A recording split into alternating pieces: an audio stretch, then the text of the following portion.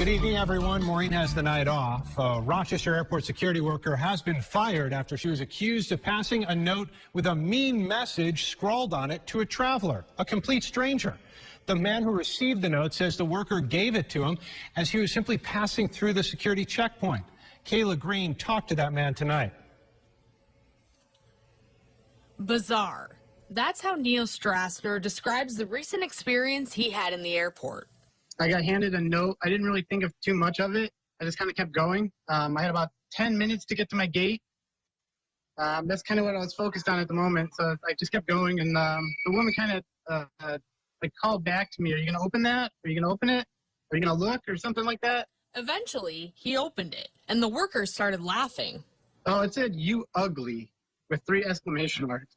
He says at first he just thought it was strange, but then decided just because it didn't upset him doesn't mean it wouldn't hurt other people in the future. You really don't know where somebody is in their head. Like, he could be in the worst spot ever, and it's like a smile would be great for that person. Honestly, you don't have to, I don't know, throw him insults like that.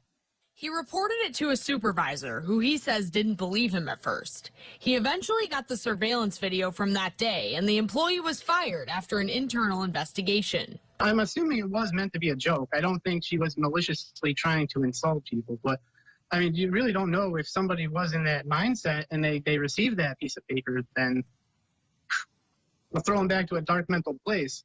Strassner says this was just one outlier among many friendly employees he's dealt with at the airport. But he says you can't just do something like that at work and get away with it. In Rochester, Kayla Green, News 8.